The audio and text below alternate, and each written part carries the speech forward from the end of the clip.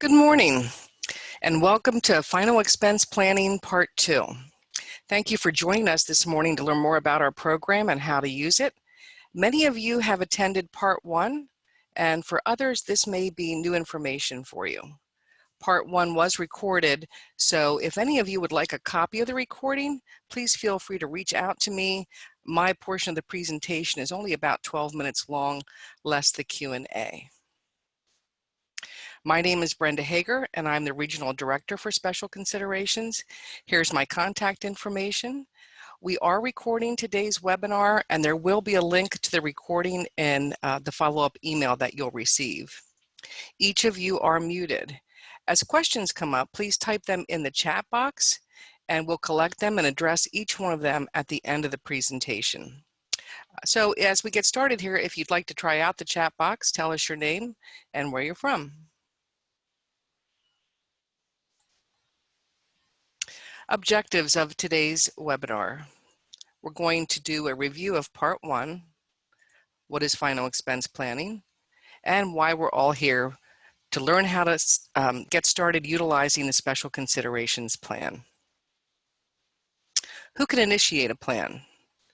Enrolling an individual. How and who can use DocuSign? What is a policy values letter? Policy lists and reporting for groups. Okay, let's do the review. What is final expense planning? It's planning ahead to make sure the plans or the funds are in place to cover funeral expenses. And as you can see there, I've bolded the word funds. Our uniquely designed burial insurance program is an approved source for funding funeral expenses. And here you can see the definition of burial insurance via the palms. Burial insurance is a contract whose terms preclude the use of its proceeds for anything other than payment of the insured's burial expenses. And as many of you know, individuals receiving SSI and Medicaid have resource limits to consider in order to maintain their valuable government benefits. And generally, we are speaking about that $2,000 threshold. And in certain circumstances, it's necessary to do a spend down, and oftentimes burial insurance is a prudent choice for these spend downs. Let's do a quick review of our program. What are the features? Everyone is accepted, no one is turned away. It protects and preserves the valuable government benefits. It is SSI and Medicaid compliant. It is immediately irrevocably assigned to the Funeral Expense Trust, which is a component of our burial insurance program. There are no additional fees, no IRS reporting. And the enrollment's easy. That's what we're going to learn about today. And it can be used at any funeral home across the nation. We have two plans, a single premium plan, which means you'll make one single premium payment. It has an immediate death benefit with bump up in the face amount. Bump up, what does that mean? Let me give you an example. If you have an individual age 49 who makes a single premium payment of $2,500, the face amount of that policy will actually be $2,778. The difference between the two is the bump up. Single premium plans are often useful in spend down situations, and the funds often come from ABLE accounts or special needs trusts. Our multi-pay plan. Premiums are typically billed monthly. It has a graded death benefit in the first 24 months, and it's designed to fit comfortably into an individual's spending plan. Okay, that is the end of the review. Let's get started on part 2, getting started. Who can initiate a plan? Initiate, to act on a process or to begin a process or get the ball rolling. So who can begin the process? The individual, parents, family members, guardians, POAs, fiscal specialists, program specialists, trustees, rep payees, support coordinators, and service coordinators. Basically, almost anyone can initiate a plan on behalf of an individual with special needs. Let's talk about enrolling. Many of you have seen our easy enrollment sheet. Let's look at each step individually. Step 1, you'll contact us and provide the following: name, date of birth, social security number, premium amount, whether we're doing the multi-pay or the single premium. We'll complete the enrollment forms for you. You'll obtain the signatures, print the executed forms, and then mail with a check directly to the company. It's that easy. Obtaining signatures. When the individual can and wants to be involved, we certainly encourage them to be involved, and they can make their mark or sign. We will also provide guidance on the protocol for obtaining signatures in certain situations.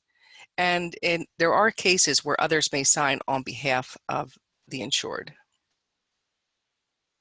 Let's talk about the methods for submitting the application.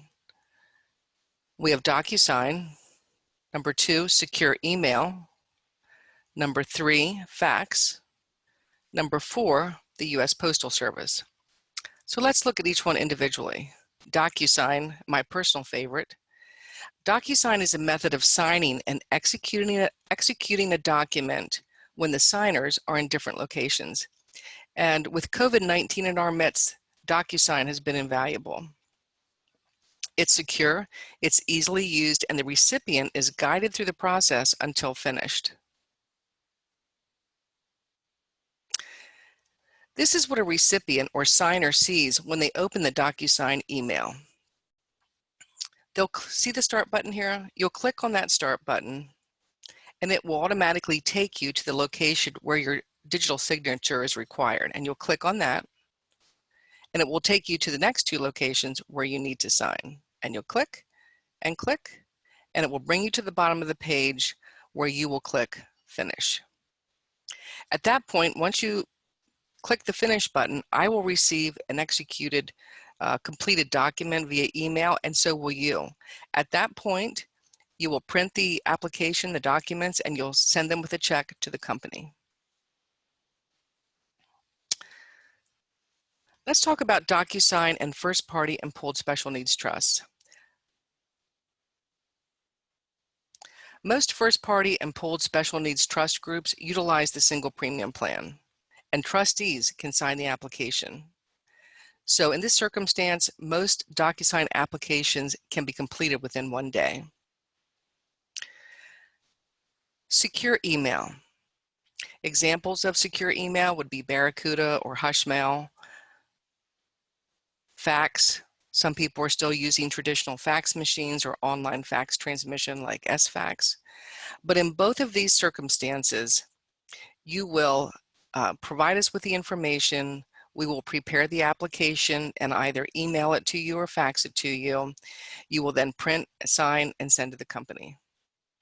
Last but not least, we rarely use this, but in circumstances where email and fax are not an option, we can use the U.S. Postal Service. So quick review.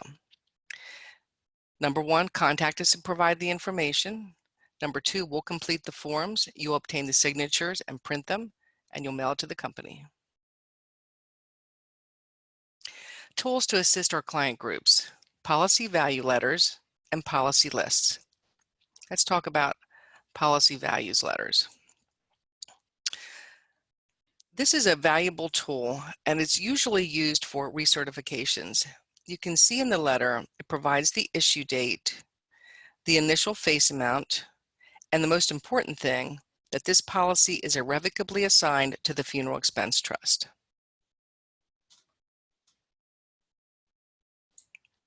Our policy list. What is a policy list and why is it important? Here's an example of a policy list. This provides comprehensive information. With this list, you can quickly see who has coverage, if anybody needs additional coverage, has anyone left your care, and what the payment status is, whether it's a paid-up policy or is actively being paid, or if it's an RPU status, which is reduced paid-up status. We did cover that in part 1. We recommend systematic reviews, whether that be annually, quarterly, or monthly. Recently, we've had an increased request for policy lists, and I believe what groups are doing is preparing for possible spend-down situations due to the stimulus funds that many individuals have received. And as you can see from this list, it provides the insured's name, the policy number, the particular carrier, the face amount, the premium amount, excuse me, and then what plan is it? Is it a 10 pay? Is it a single pay? And here's your status. It's a valuable tool when evaluating spend down options. So let's do a recap. Our burial insurance plan provides the funds for final expenses. The enrollment process is easy, and we can customize a process for your group, whether that be utilizing DocuSign or some sort of encrypted email. We make final expense planning easy. What's next? Our next webinar will be held mid-June to the end of June, and that's actually going to be specifically geared towards individuals, trustees, and administrators who work with first-party and pooled special needs trusts.